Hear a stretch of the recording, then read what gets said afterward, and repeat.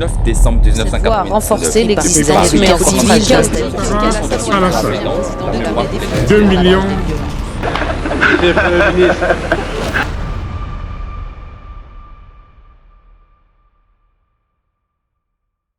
La tension est montée d'un cran à Abidjan et dans plusieurs grandes villes du pays. Ce qui n'était encore hier qu'un simple appel à la mobilisation est devenu une véritable déflagration sociale et politique.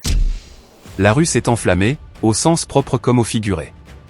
Des milliers de manifestants sont descendus, spontanément ou organisés, pour réclamer la fin immédiate du régime d'Alassane Ouattara.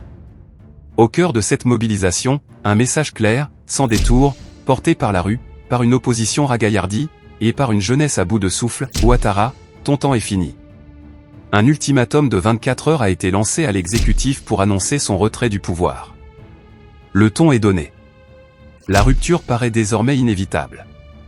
La colère a pris racine dans une accumulation d'injustices perçues, de frustrations étouffées et d'espoirs brisés. Depuis l'annonce de la possible candidature d'Alassane Ouattara à un 4e mandat, les tensions n'ont cessé de croître. Beaucoup y voient une provocation ultime, un mépris du peuple, une trahison des promesses de transition faites il y a plusieurs années. Le pouvoir, de plus en plus perçu comme accaparé par un clan, semble sourd aux appels au dialogue et aveuglé par son propre maintien. Pour de nombreux manifestants, c'est le point de non-retour, la démocratie ne peut plus être confisquée, et la parole populaire ne sera plus étouffée.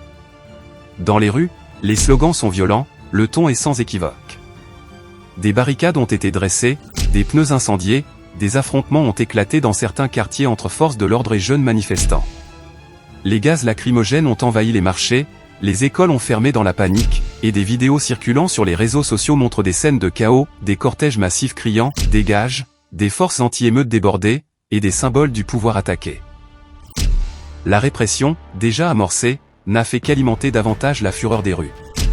Chaque arrestation devient une provocation supplémentaire. Chaque blessé un nouveau motif de soulèvement. L'ultimatum lancé à Alassane Ouattara n'est pas seulement symbolique, c'est une menace ouverte, posée au centre du jeu politique. Les meneurs des manifestations exigent une déclaration officielle de retrait dans un délai de 24 heures, sans quoi ils promettent de bloquer le pays par tous les moyens possibles.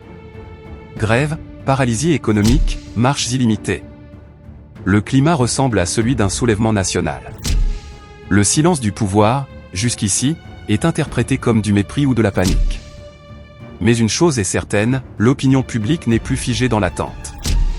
Elle agit, crie, et brûle. Face à cela, le régime reste sur la défensive. Les médias d'État tentent de minimiser l'ampleur des manifestations, parlant de troubles isolés ou des agitateurs manipulés. Pourtant, le terrain raconte une toute autre histoire. Celle d'un pouvoir à bout de souffle, contesté de toutes parts, incapable de désamorcer une bombe sociale qu'il a lui-même armée. Des diplomates étrangers s'inquiètent, les ambassades appellent leurs ressortissants à la prudence, et les signaux d'alarme se multiplient dans les chancelleries africaines. La Côte d'Ivoire, si souvent présentée comme un modèle de stabilité dans une région instable, semble désormais basculer dans l'incertitude. La fin d'un régime ne se décrète pas toujours dans les urnes, surtout lorsqu'elles sont perçues comme verrouillées. Elle peut aussi se jouer dans la rue, dans la fatigue populaire, dans les cris des sans-voix, dans les flammes des quartiers délaissés. Le pouvoir d'Alassane Ouattara fait désormais face à sa plus grande épreuve, celle du rejet massif.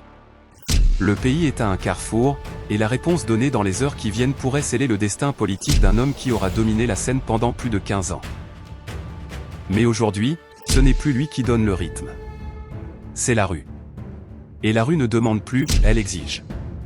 La tension est montée d'un cran à Abidjan et dans plusieurs grandes villes du pays. Ce qui n'était encore hier qu'un simple appel à la mobilisation est devenu une véritable déflagration sociale et politique. La rue s'est enflammée, au sens propre comme au figuré. Des milliers de manifestants sont descendus, spontanément ou organisés, pour réclamer la fin immédiate du régime d'Alassane Ouattara. Au cœur de cette mobilisation, un message clair, sans détour, porté par la rue, par une opposition ragaillardie, et par une jeunesse à bout de souffle. Ouattara, ton temps est fini. Un ultimatum de 24 heures a été lancé à l'exécutif pour annoncer son retrait du pouvoir. Le ton est donné. La rupture paraît désormais inévitable. La colère a pris racine dans une accumulation d'injustices perçues, de frustrations étouffées et d'espoirs brisés. Depuis l'annonce de la possible candidature d'Alassane Ouattara à un 4e mandat, les tensions n'ont cessé de croître. beaucoup y voient une provocation ultime, un mépris du peuple, une trahison des promesses de transition faites il y a plusieurs années. Le pouvoir, de plus en plus perçu comme accaparé par un clan, semble sourd aux appels au dialogue et aveuglé par son propre maintien. Pour de nombreux manifestants, c'est le point de non-retour, la démocratie ne peut plus être confisquée, et la parole populaire ne sera plus étouffée. Dans les rues, les slogans sont violents, le ton est sans équivoque. Des barricades ont été dressées, des pneus incendiés, des affrontements ont éclaté dans certains quartiers entre forces de l'ordre et jeunes manifestants. Les gaz lacrymogènes ont envahi les marchés, les écoles ont fermé dans la panique, et des vidéos circulant sur les réseaux sociaux montrent des scènes de chaos, des cortèges massifs criant « Dégage !». Des forces anti-émeutes débordées, et des symboles du pouvoir attaqués. Pendant que les manifestants durcissent leur position et occupent des points stratégiques dans les grandes villes comme Abidjan, Bouaké, Yopougon, Daloa et Korogo, la tension atteint son paroxysme. Les leaders de la mobilisation, réunis au sein d'une coalition informelle de partis d'opposition, de syndicats et d'activistes de la société civile, affirment qu'il n'est plus question de négocier avec un régime qu'ils jugent illégitime. Selon eux, Alassane Ouattara a épuisé tous les délais, toutes les promesses, tous les recours. Le 4e mandat n'est qu'un symptôme d'un mal plus profond, l'accaparement du pouvoir, l'extinction de l'alternance, et la dérive autoritaire d'un système verrouillé par la force et la peur. De leur côté, les forces de sécurité, mobilisées en urgence sur tout le territoire, semblent elles aussi au bord de la rupture. Fatiguées, parfois désorientées, elles font face à une population jeune, déterminée, et prête à braver les balles. Certaines sources font état de dissensions internes au sein de l'armée et de la police, où des voix discordantes commenceraient à émerger. Des ordres auraient été refusés, des unités redéployées à contre-cœur. Car au-delà du service de l'État, beaucoup de ces soldats sont aussi fils de ce peuple, témoins directs de la colère de leur quartier, de la misère de leur famille, de l'aspiration au changement que porte la rue. L'ultimatum de 24 heures, désormais presque écoulé, est plus qu'un simple délai politique, il est devenu un symbole, une ligne rouge. Le pays est suspendu à une déclaration du président Ouattara, mais l'Élysée, Washington et l'Union africaine n'ont toujours pas réagi officiellement. Le silence international, que certains qualifient déjà de complice, irrite davantage les manifestants, qui accusent les puissances étrangères de fermer les yeux sur un peuple opprimé au nom de la stabilité et des intérêts économiques. Des slogans anti-français et anti-ONU commencent à apparaître, preuve que la situation pourrait rapidement basculer dans un rejet global des institutions perçues comme alliées du pouvoir. Si Alassane Ouattara venait à ignorer l'ultimatum, le scénario d'une escalade est presque inévitable. Les leaders du mouvement prévoient de paralyser les ports, les routes, les centres économiques vitaux. L'aéroport d'Abidjan pourrait être ciblé par des mouvements de masse, et les sièges administratifs seront l'objet d'occupations symboliques. Le pays tout entier pourrait basculer dans une grève générale. Le spectre de 2000 et 2010 revient hanter les esprits.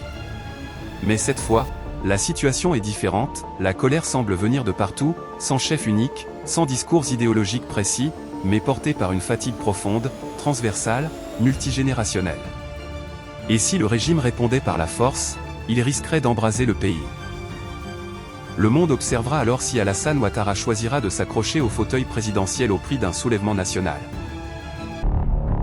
Le président du Faso, le capitaine Ibrahim Traoré. Le président du Faso, le capitaine Ibrahim Traoré est arrivé cet après-midi dans la capitale